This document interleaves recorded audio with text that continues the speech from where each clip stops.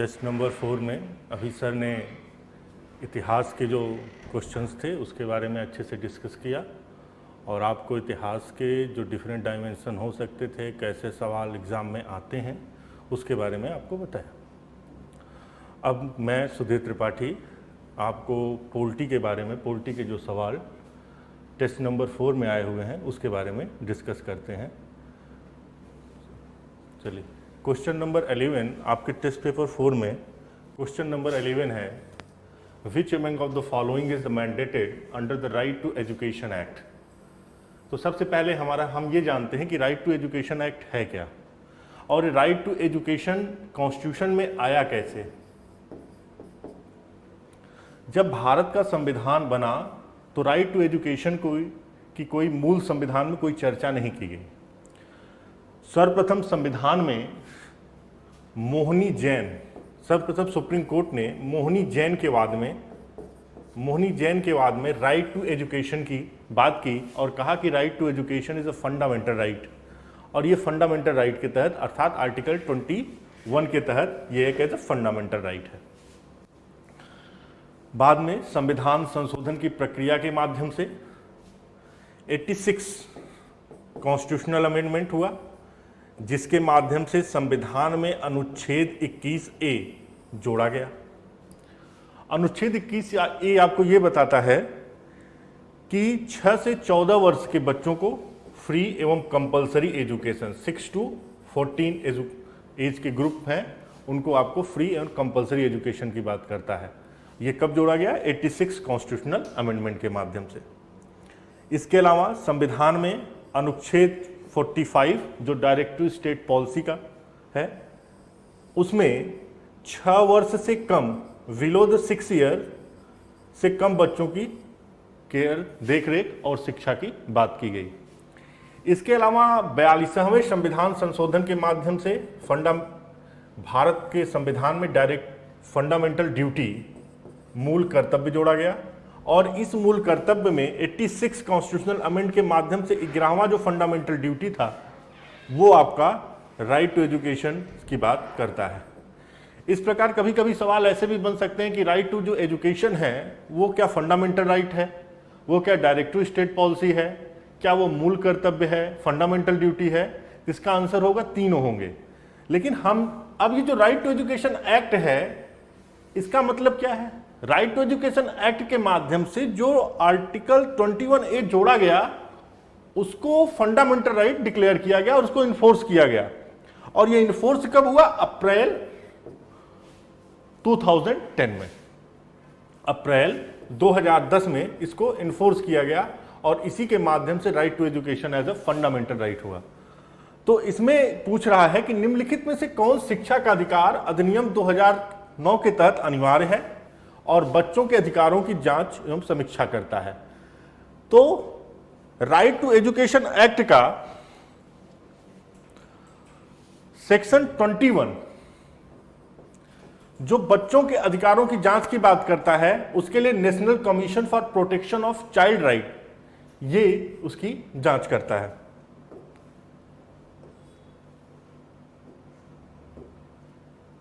तो इसका आंसर आपका ए होगा।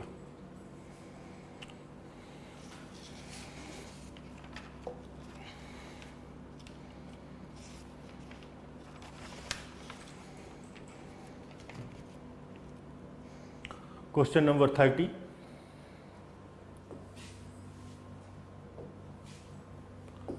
क्वेश्चन नंबर 30 में कुछ स्टेटमेंट दिए गए हैं जो स्टेटमेंट आपके फेडरल स्ट्रक्चर से संबंधित हैं।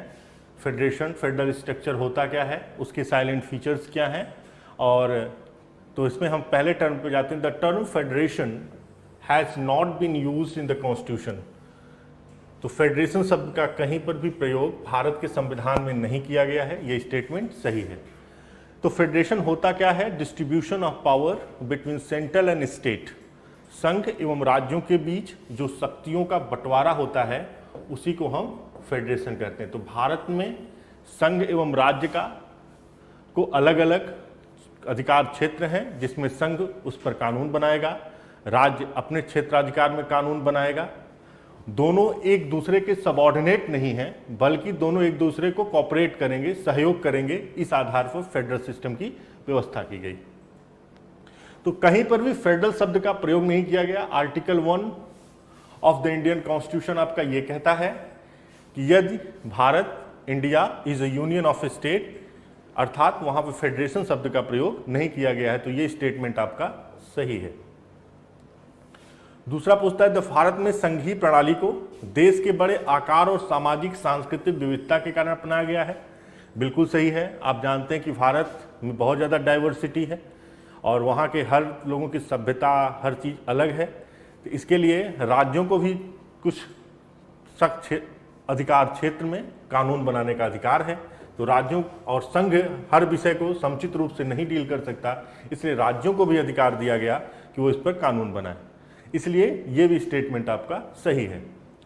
तीसरा है, flexibility of the constitution is the federal features of the constitution. तो आप जानते हैं कि संघात्मक व्यवस्था के कुछ साइलेंट फीचर्स होते हैं, जिसमें से पहला है distribution of power. Distribution of power अर्थात शक्तियों का बंटवारा। दूसरा, सुप्रीमेसी ऑफ द कॉन्स्टिट्यूशन, संविधान की सर्वोच्चता।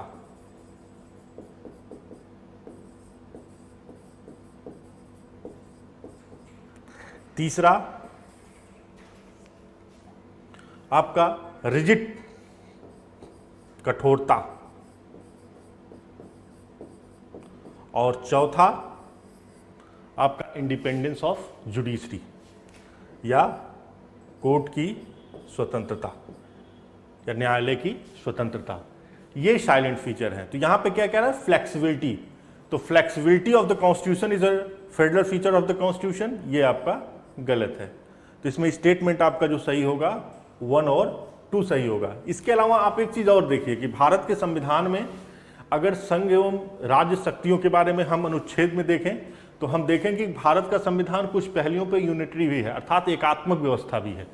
जैसे भारत के संविधान में अनुच्छेद आर्टिकल 1 जो आपका कहता है कि India is the union of state, इसका मतलब ये हुआ कि भारत के संघ में कोई अगर शामिल हो गया तो बिना वो उससे बाहर नहीं निकल सकता, और केंद्र को यह अधिकार है कि राज्यों की सीमाओं में वो किसी भी प्रकार का संशोधन कर सकती है, उनकी सीमाओं को कम, छोटा या बड़ा कर सकती हैं। दूसरा, यदि हम सेंट्रल स्टेट रिलेशनशिप में देखें, सेंट्रल स्टेट रिलेशनशिप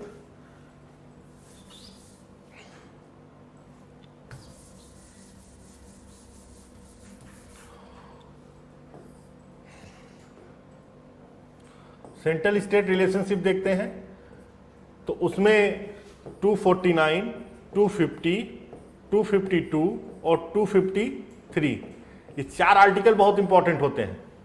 249 ये कहता है कि यदि राज्यसभा 2/3 मत सदस्यों के उपस्थित मतों के आधार पर यदि कोई रेजोल्यूशन पास करती है तो ऐसी स्थिति में इस पर क्या होगा, राज्य सूची के किसी विषय पर रेजोल्यूशन पास करती है तो ऐसी स्थिति में संघ सरकार को यह अधिकार होगा कि वो उस पर कानून का निर्माण कर सके। 250 कहता है कि यदि इमरजेंसी का समय हो तो ऐसी स्थिति में भी केंद्र क्या कर सकती है, कानून बना सकती है। 252 आपका यह कहता है कि यदि 2 राज्य किसी भी विषय पर, जो राज्य सूची का विषय हो, तो उस पर अगर अनुरोध करते हैं कि संघ इस पर एक कानून बनाए, तब भी संघ इस पर कानून बना सकती है। और 253 ये कहता है कि अगर कोई इंटरनेशनल ट्रीटी हो उस पर भी संघ क्या कर सकती, चाहे वो विषय राज्य सूची का हो, तब भी वो क्या कर सकती, कानून बना सकती है। इस मीन्स इंडियन एक समझा जाए कि प्योर फेडरलिज्म नहीं है, क्वासी फेडरलिज्म। और वर्तमान में आप फेडरलिज्म पे स्ट्रक्चर पे भी काफ़ी चर्चाएं हो रही हैं। जो एक्ट पार्लियामेंट में पास किए जा रहे हैं जो कृषि से सुधार संबंधित है, उसको कहा जाए कि it is against the federal structure. Next,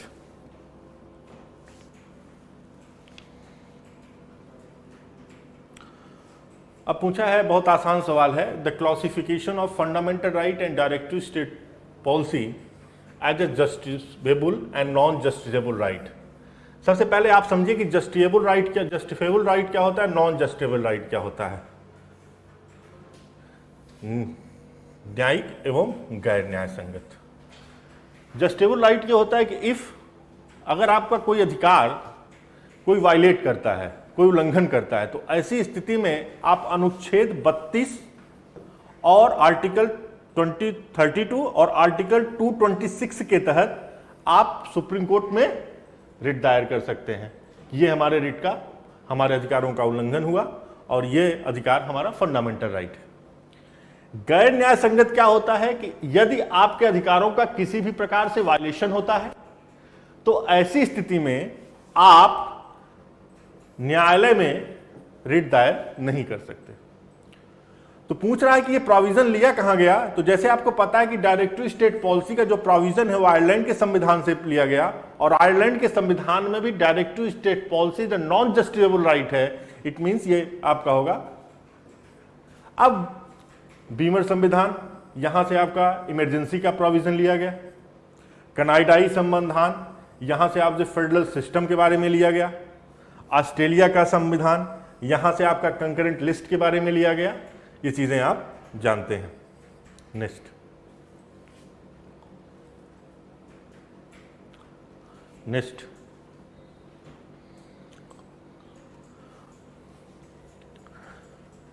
अब यहां पे नियंत्रक लेखा परीक्षक CAG with reference to auditor general CAG के बारे में पूछा गया है कि कैग होता क्या है। आप जानते हैं कि संविधान के अनुच्छेद 140 टू 151 में कैग के बारे में वर्णन किया गया है। कैग क्या होता है? कैग भारत में जो वित्तीय लेखा होता है उसका गार्जियन होता है, इसलिए वित्तीय लेखा का इसको गार्जियन भी कहा जाता है, संरक्षक भी कहा जाता है। कैग की नियुक्ति भारत के राष्ट्रपति के द्वारा की जाती है। किसके द्वारा की जाती है? भारत के राष्ट्रपति के द्वारा।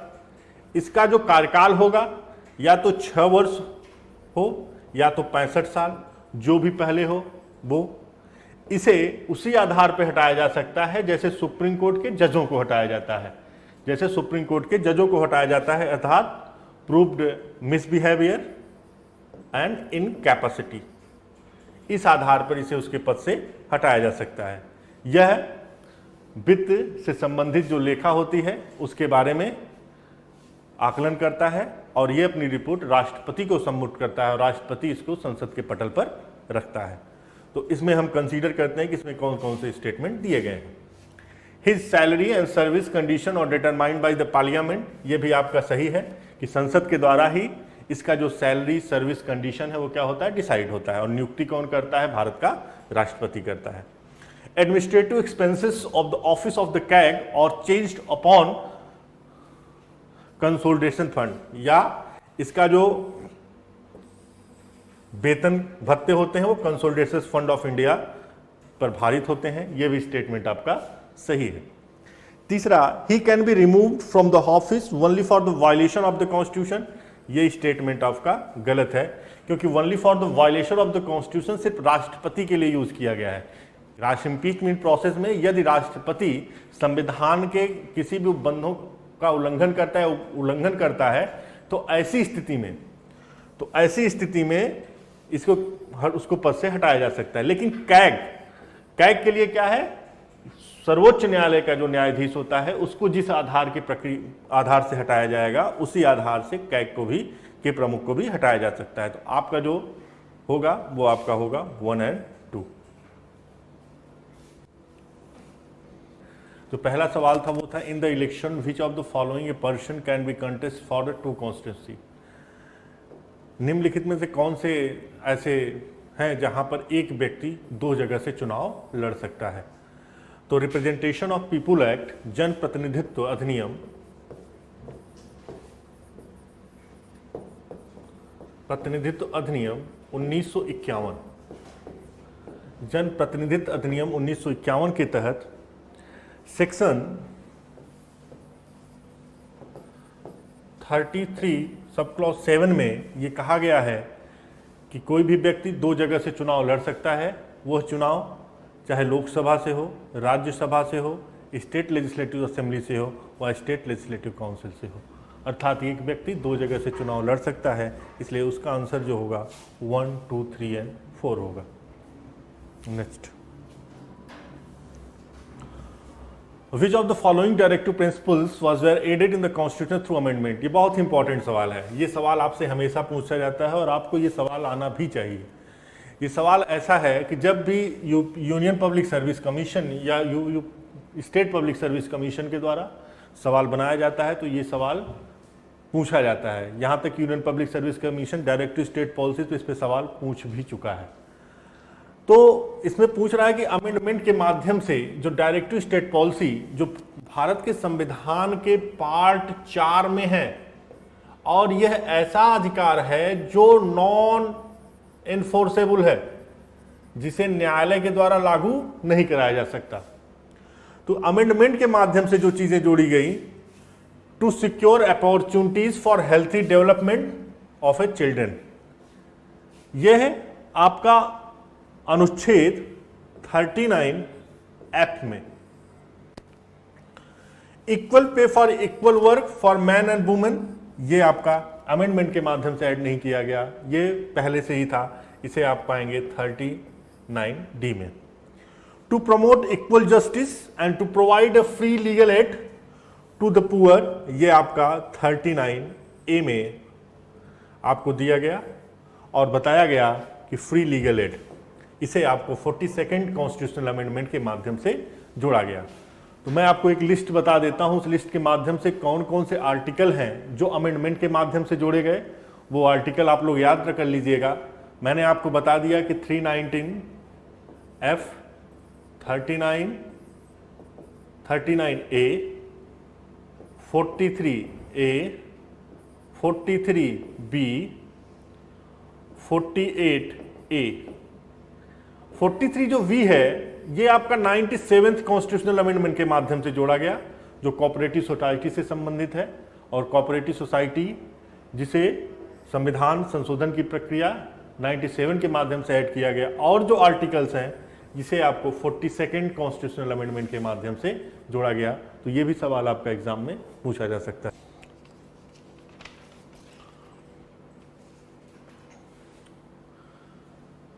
With reference to the reservation of Constitution, back जाओ 33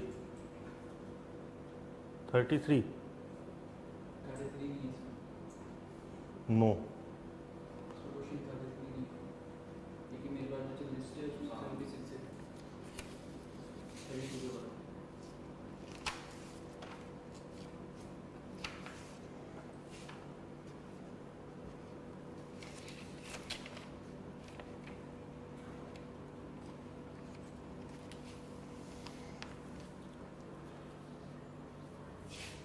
इसमें कुछ और सवाल हैं, वो सवाल एडिट आप कर दीजिए, ठीक है।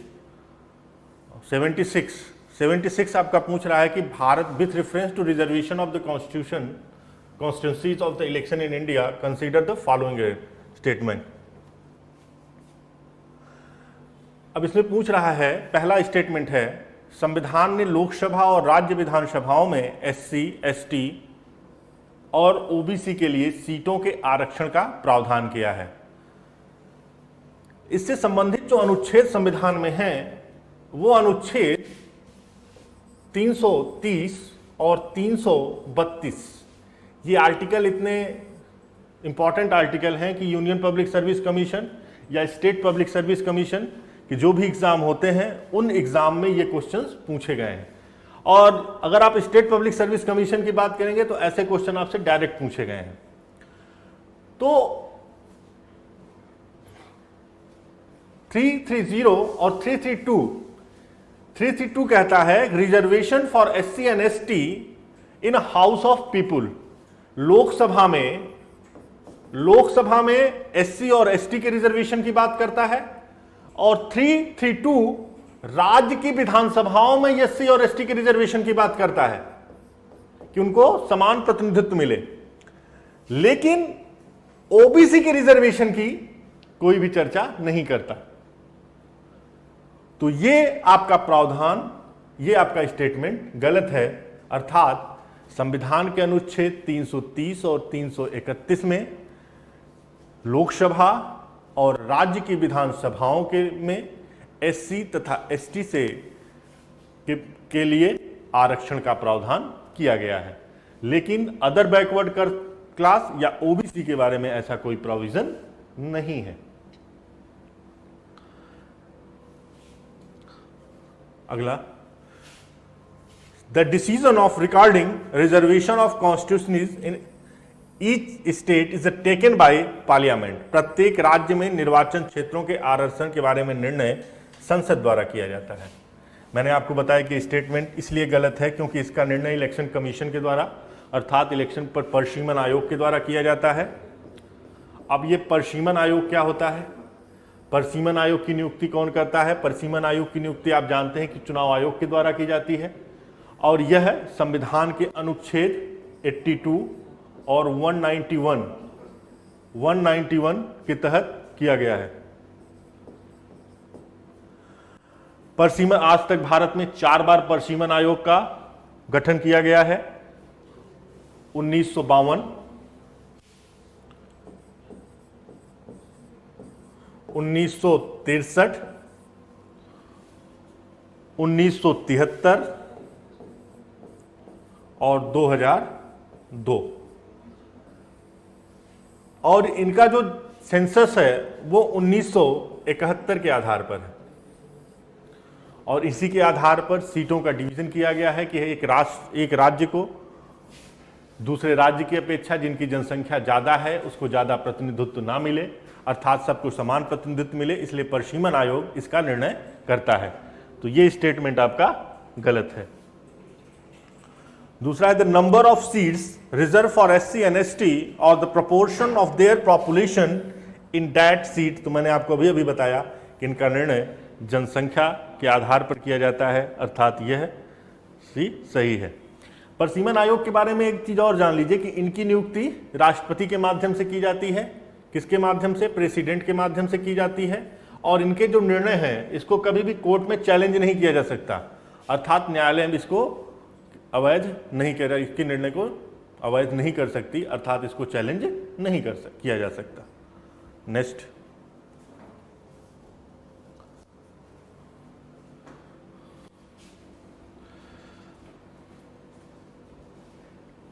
अब देखिए इसमें पूछा है कि निम्नलिखित युग्मों पर विचार करें। पहला पूछा है कि भारत और बांग्लादेश के बीच भूमि सीमा में होता पहली अनुसूची। तो आप जानते हैं कि पहली अनुसूची स्टेट्स एंड उसके बारे में वर्णन किया गया है, तो इससे संबंधित जो संशोधन होगा उसका मतलब ये पहली अनुसूची के तहत होगा। दूसरा, goods and services tax bill जो जीएसटी आपका है, इसको संविधान में 101 कॉन्स्टिट्यूशनल अमेंडमेंट के माध्यम से जोड़ा गया और यह जो विषय है यह 7वीं अनुसूची से संबंधित है, क्योंकि 7वीं अनुसूची में संघ तथा राज्यों के बारे में के अधिकार क्षेत्र के बारे में वर्णन किया गया है, तो यह भी आपका सही है। अगला, मैथिली को आधिकारिक भाषा के रूप में जोड़ा गया 8वीं अनुसूची। आप जानते हैं कि 8वीं अनुसूची भाषा से संबंधित है, 8वीं अनुसूची भाषा से संबंधित है और ये जो भाषा से संबंधित है मैथिली, इसमें कुल मिलाकर 22 भाषाएं हैं और मैथिली को भी 8वीं भाषा में जोड़ा गया है। ये स्टेटमेंट भी आपका सही है।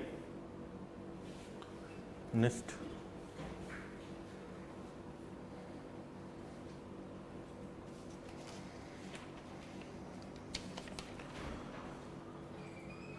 देखिए मौलिक अधिकार आप जानते हैं the rights provided in the part 3 of the constitution और कॉल्ड फंडामेंटल राइट। अब ये मौलिक अधिकार होता क्या है? क्या कहीं पर मौलिक अधिकार को डिफाइन किया गया है? मौलिक अधिकार को कहीं पर डिफाइन नहीं किया गया, इट इज नॉट डिफाइंड। और भारत के संविधान में पार्ट 3 में भाग 3 में अनुच्छेद 12 से लेकर 35 तक, अनुच्छेद 12 से लेकर 35 तक मूल अधिकारों के विभिन्न आयामों की चर्चा की गई है। यदि हम मौलिक अधिकार के इतिहास के बारे में थोड़ा देखें तो इसका सर्वप्रथम विकास ब्रिटेन में हुआ। ब्रिटेन में जॉर्ज, वहां के जो राजा थे जॉन, इन्होंने एक बिल ऑफ राइट्स 1215 ईस्वी में बिल ऑफ राइट्स लेकर लोगों को एक अधिकार दिए। उन्हीं अधिकारों को बिल ऑफ मैग्ना कार्टा कहा गया। इसीलिए फंडामेंटल राइट को मैग्ना कार्टा भी कहा जाता है। इसके बाद 1789 ईस्वी में, 1789 ईस्वी में फ्रांस में लिबर्टी, फ्रैटर्निटी एंड इक्वलिटी, ये 3 कॉन्सेप्ट आए। फिर 1791 में अमेरिकन कॉन्स्टिट्यूशन में पहली बार फंडामेंटल राइट को संविधान में जोड़ा गया। जब अमेरिका का मूल संविधान बना उसमें फंडामेंटल राइट के बारे में कोई जिक्र नहीं था, बल्कि संशोधन के माध्यम से उसमें फंडामेंटल राइट जोड़ा गया। मैंने पहले भी कहा कि मूल अधिकार को, जबकि भारत के परिप्रेक्ष्य में अगर हम बात करें तो भारत के परिप्रेक्ष्य में नेहरू रिपोर्ट जो 1928 में आई, उसमें फंडामेंटल राइट को जगह दी गई और उसे बाद में कराची के अधिवेशन में कांग्रेस की कार्य समिति के द्वारा स्वीकार कर लिया गया।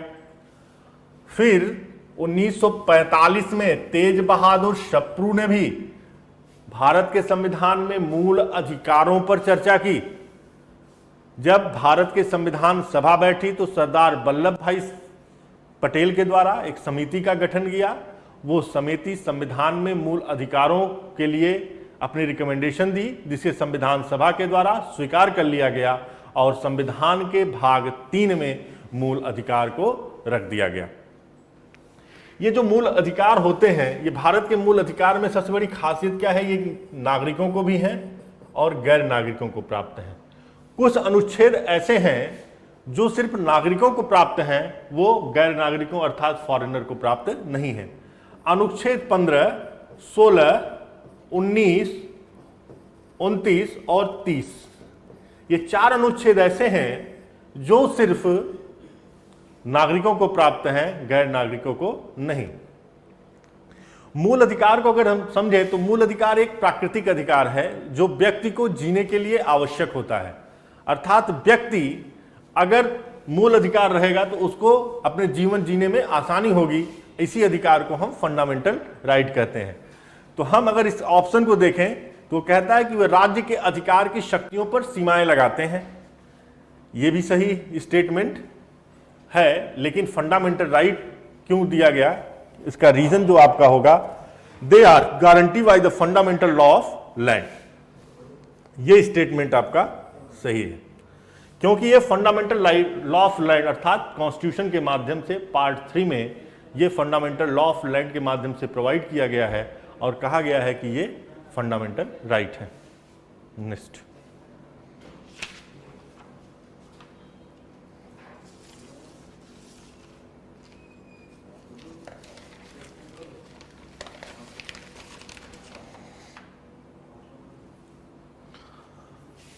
Consider the statement regarding the national human right commission. अब देखिए नेशनल ह्यूमन राइट कमीशन क्यों आया, पहले हम इसके बारे में जान लेते हैं, फिर हम नेशनल ह्यूमन राइट कमीशन के विभिन्न साइलेंट फीचर्स के बारे में बात करेंगे कि उसकी नियुक्ति कौन क्या है। तो नेशनल ह्यूमन राइट 1991 में एक पेरिस में कॉन्फ्रेंस हुआ। कौन सा कॉन्फ्रेंस? पेरिस में कॉन्फ्रेंस हुआ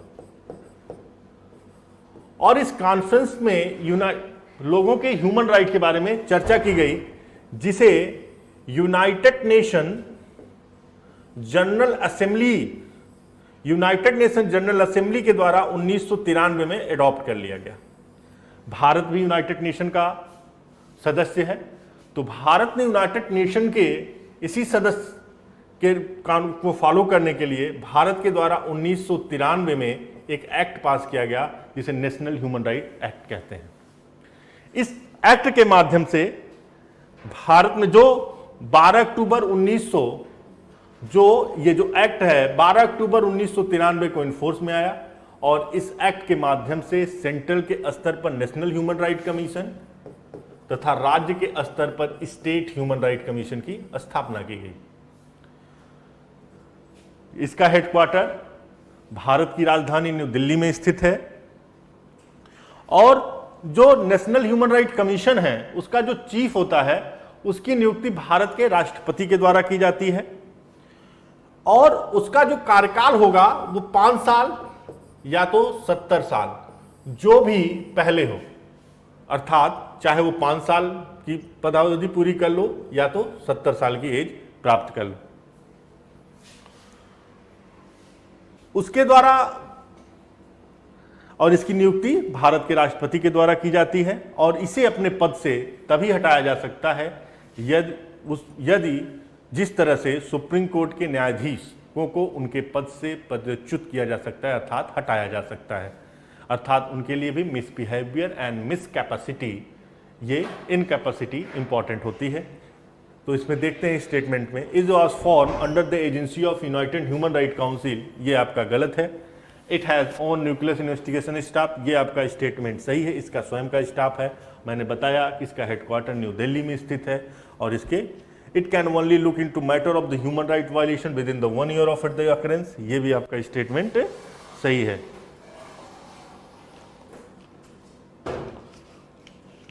तो इसमें आपका जो स्टेटमेंट सही है वो आपका 2 और 3। इसके अलावा अगर आपने ह्यूमन राइट कमीशन के इतिहास के बारे में अगर आप देखना चाहते हैं तो आप जानते हैं कि 10 दिसंबर को ह्यूमन राइट दिवस मनाया जाता है, मानवाधिकार दिवस मनाया जाता है। और इस मानवाधिकार दिवस को क्यों मनाया जाता है? क्योंकि उसी दिन universal declaration of the human right UDHR 1948 को क्या किया गया? स्वीकार किया गया और इसीलिए 10 दिसंबर को मानवाधिकार मनाया जाता है। ठीक, नेक्स्ट।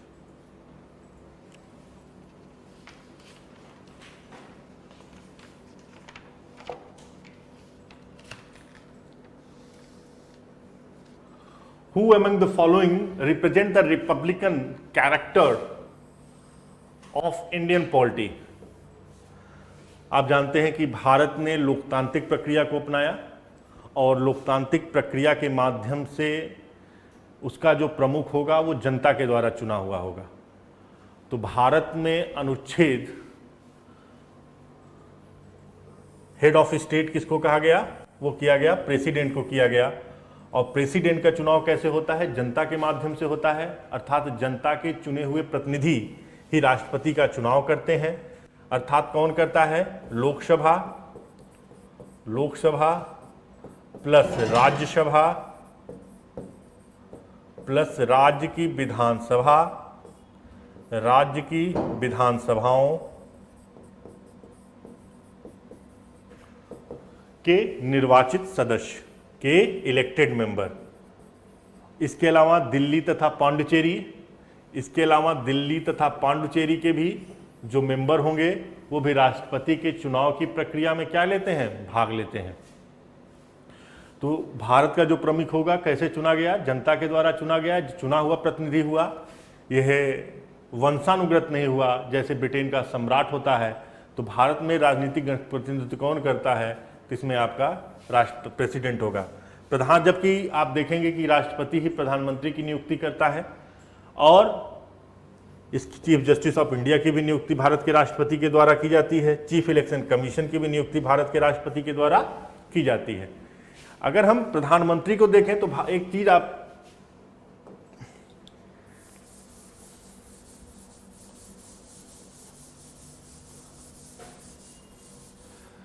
किसी भी स्टेट के 3 आर्गन होते हैं। स्टेट के 3 आर्गन्स होते हैं।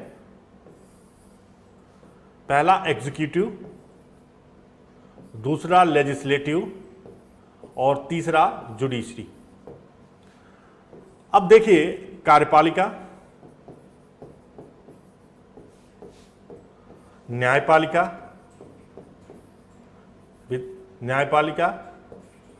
और विधायिका। एग्जीक्यूटिव का हेड कौन होता है? भारत का राष्ट्रपति होता है, प्रेसिडेंट होता है। जुडिशरी में कोर्ट होती हैं, supreme court, high court and regional जो कोर्ट होती हैं। तीसरा जो लेजिस्लेटिव होता है उसमें कौन होता है? राष्ट्रपति भी उसका अंग होता है, लोकसभा भी होता है और राज्यसभा भी होता है। तो प्रेसिडेंट का चुनाव कौन करता है? मैंने आपको बताया कि लोकसभा, राज्यसभा तथा राज्यों के विधानसभा के निर्वाचित सदस्य प्रेसिडेंट का चुनाव करते हैं। प्रेसिडेंट क्या है? एग्जीक्यूटिव हेड है। एग्जीक्यूटिव हेड अर्थात कार्यपालिका का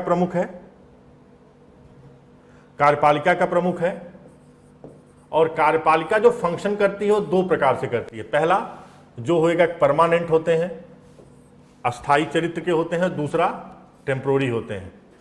तो जो परमानेंट होते हैं वो आपकी ब्यूरोक्रेसी होती है, सिविल सर्वेंट होते हैं जो नियुक्त किए जाते हैं, और जो टेम्पोररी होते हैं वो होते हैं जो प्रधानमंत्री की नियुक्ति अर्थात काउंसिल ऑफ मिनिस्टर की नियुक्ति जो की जाती है उसके जो मेंबर्स होते हैं वो आपके परमानेंट होते हैं, वो टेम्परेरी होते हैं। ये काउंसिल ऑफ मिनिस्टर किसके प्रति उत्तरदायी है? हाउस ऑफ पीपुल के प्रति उत्तरदायी है।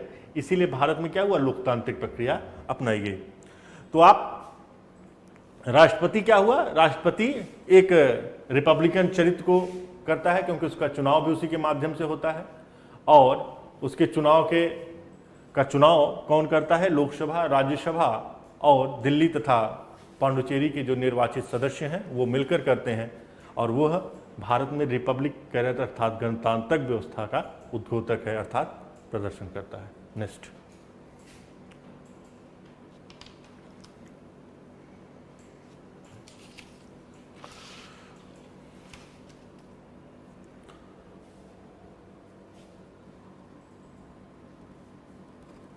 The executive of India does have some judicial power. मैंने बताया कि एग्जीक्यूटिव का प्रमुख कौन है? भारत का राष्ट्रपति होता है। तो भारत का राष्ट्रपति को कुछ जुडिशियल पावर भी होते हैं, जैसे वह क्षमादान कर सकता है अर्थात जजों की नियुक्ति करता है, हाई कोर्ट और सुप्रीम कोर्टों की।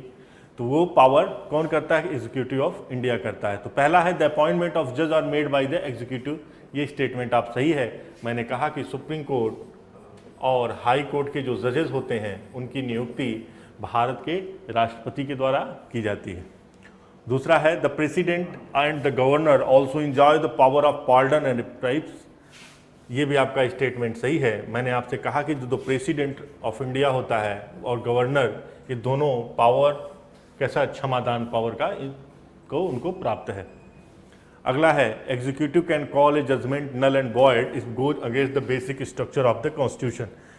Basic structure of the constitution के आधार पर अगर कोई भी प्रक्रिया को अवैध घोषित करने का अधिकार है तो आपको पता है कि भारत की न्यायपालिका का होता है, क्योंकि संविधान का संरक्षक भारत की न्यायपालिका को कहा जाता है।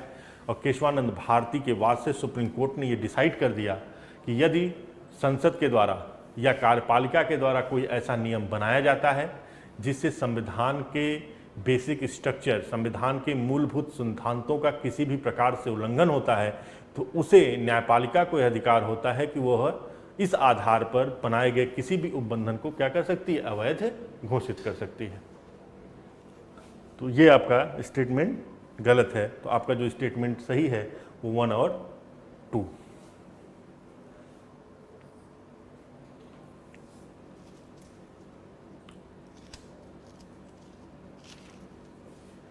निम्नलिखित में से कौन सा निकाय अपनी वार्षिक रिपोर्ट राष्ट्रपति को प्रस्तुत करता है? कोई भी रिपोर्ट राष्ट्रपति के सम्मुख जाती है, तो निम्नलिखित में से कौन सी रिपोर्ट है? तो राष्ट्रपति को जो रिपोर्ट दी जाती है उनमें से कुछ रिपोर्ट मुख्य निम्नलिखित हैं। पहला आपका annual financial statement, annual financial statement जो आपका अनुच्छेद 112 में दिया गया है वो राष्ट्रपति के सम्मुख पेश किया जाता है। दूसरा, यूपीएससी के द्वारा अगर कोई रिकमेंडेशन दी जाती है, रिपोर्ट दी जाती है, तो वो भी राष्ट्रपति के सम्मुख पेश होती है। तीसरा, सीबीसी अपनी कोई रिपोर्ट देता है तो ऐसी स्थिति में ये भी रिपोर्ट राष्ट्रपति के सम्मुख जाएगी। फाइनेंस कमीशन अगर कोई रिपोर्ट देता है तो सर्वप्रथम वो कहाँ जाएगी? भारत के राष्ट्रपति के पास जाएगी। फिर जो SC/ST से संबंधित जो कमीशंस हैं वो भी अपनी रिपोर्ट किसको देंगे? भारत के राष्ट्रपति को देंगे। OBC एंड माइनॉरिटी कमीशन के जो भी हैं वो भी अपनी रिपोर्ट किसको देंगे? भारत के राष्ट्रपति को देंगे। इतनी रिपोर्टें क्या होती हैं? भारत के राष्ट्रपति के सम्मुख प्रेजेंट होती हैं। तो इसमें से हम देखते हैं तो सेंट्रल इंफॉर्मेशन कमीशन, केंद्रीय सूचना आयोग, ये अपनी रिपोर्ट सेंट्रल गवर्नमेंट को देता है। किसको देता है? सेंट्रल गवर्नमेंट को देता है, अर्थात ये भारत के राष्ट्रपति को नहीं देता। नेशनल ह्यूमन राइट कमीशन, राष्ट्रीय मानवाधिकार रिपोर्ट कमीशन, ये भी अपनी रिपोर्ट किसको देता है? सेंट्रल गवर्नमेंट को देता है। तो ये दोनों स्टेटमेंट क्या हो गए? आपके गलत हो गए। और सही आपका स्टेटमेंट क्या होगा? ओनली 3। तो आपका 3A ऑप्शन क्या है? राइट है।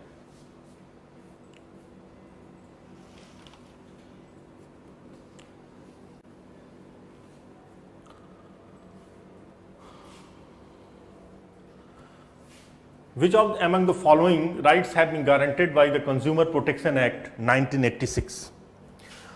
अब देखिए भारत के जो कंज्यूमर एक्ट जो पास किया गया प्रोटेक्शन एक्ट, वो 1986 के माध्यम से भारत के जो ग्राहक होते हैं, उपभोक्ता होते हैं, कंज्यूमर होते हैं, उनको कुछ अधिकार देता है। फॉर एग्जांपल जैसे आप मार्केट में गए, आपको ये पेन लेनी है, पेन के डिफरेंट वैरायटी होते हैं, तो वो दुकानदार आपको डिफरेंट वैरायटी दिखाता है, तो आपको ये अधिकार होता है कि ये पेन आपके लिए किस पर्पज़ के लिए आप ले रहे हैं, वो पर्पज़ उसको बताइए। उस पर्पज़ के आधार पर वो आपको डिफरेंट पेन की वैरायटी दिखाएगा। उस वैरायटी के आधार पर आप डिसाइड करेंगे कि हमें कौन सा चीज़ लेना है, कौन सा नहीं लेना है। तो इसमें आपके अधिकारों को दिया गया जिसके द्वारा आपको राइट टू चूज, अर्थात आप कौन सा लेना है, यह चुनने का अधिकार किसको है, आपको है, तो चुनने का अधिकार आपका है। राइट उपभोक्ता का शिक्षा का अधिकार, अर्थात आपको राइट टू कंज्यूमर एजुकेशन, यह भी अधिकार आपको कंज्यूमर प्रोटेक्शन एक्ट देता है। राइट टू सिक रिड्रेसल, अच्छा निवारण का अधिकार। ये जो निवारण का अधिकार होता है वो 3 स्तर पर होता है, नेशनल स्तर पर, स्टेट स्तर पर और डिस्ट्रिक्ट लेवल पर, राष्ट्रीय स्तर पर, राज्य स्तर पर तथा जिला स्तर पर। नेशनल इसका जो डिवीजन जुडिक्शन होता है वो आपके जुडिक्शन का कितनी वैल्यू है उस वैल्यू के आधार पर डिसाइड होता है। और ये तीनें अब जो होती हैं राइट टू सिक रिड्रेसल, आप यहाँ से अपना अगर किसी भी प्रकार से आप असंतुष्ट हैं तो आप यहाँ पर अपना ले सकते हैं। तो इसका जो आंसर होगा वो 1, 2 और 3 होगा।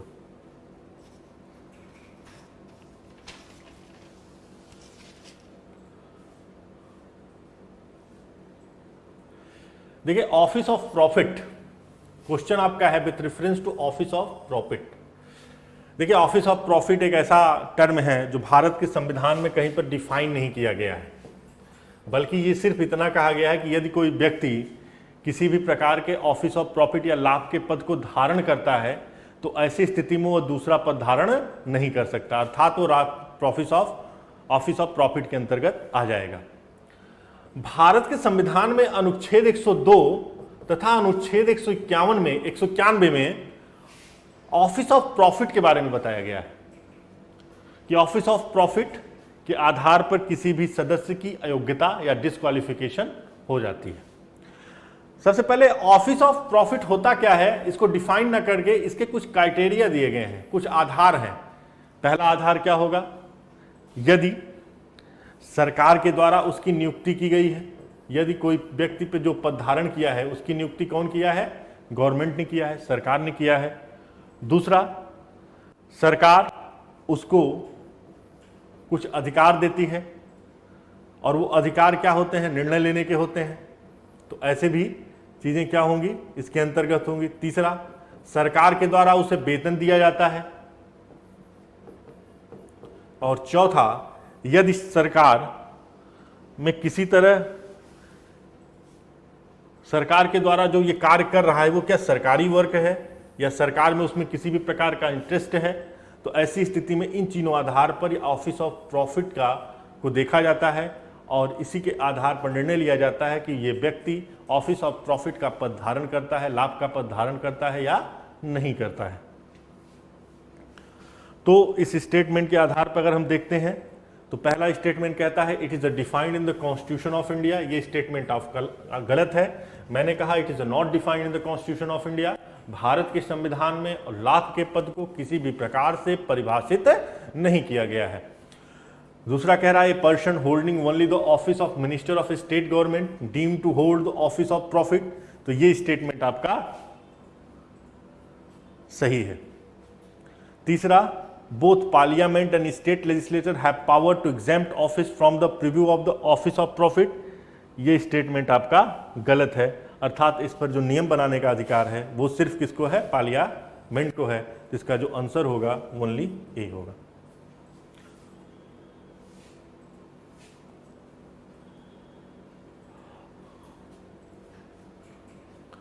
अमेरिकी, यूएसए और भारतीय राजनीति के बीच में निम्नलिखित में से कौन सी बात सामान्य है। देखिए पहले दोनों, इस समय अमेरिका में चुनाव हो रहा है और आप जानते हैं कि अमेरिका में राष्ट्रपति शासन प्रणाली है और भारत में संसदीय शासन प्रणाली है, presidential form of the government और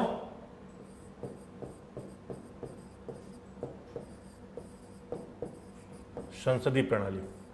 तो राष्ट्रपति प्रणाली के अंतर्गत जो चुनाव होता है और संसदीय प्रणाली के जो चुनाव होते हैं उसमें डिफरेंस है। तो पहला क्या है, manner of election of president. राष्ट्रपति चुनाव का जो मैनर है, प्रक्रिया है, वो क्या होती है, संसदीय प्रक्रिया में क्या है, दूसरा है, और इसमें क्या है, दूसरा है। इसमें इनडायरेक्ट मेथड के माध्यम से होता है, इसमें डायरेक्ट होता है। तो ये आपका गलत है। दूसरा, सामूहिक जिम्मेदारी की प्रणाली, कलेक्टिव रिस्पॉन्सिबिलिटी। संसदीय प्रणाली में सामूहिक जिम्मेदारी पाई जाती है, अर्थात मैंने आपको कहा कि संविधान के अनुच्छेद 3 में कहा जाता है कि the house of the council of minister collective responsible to the house of people, अर्थात लोकसभा के सदस्य या मंत्रिपरिषद सामूहिक रूप से लोकसभा के प्रति उत्तरदायी होगी।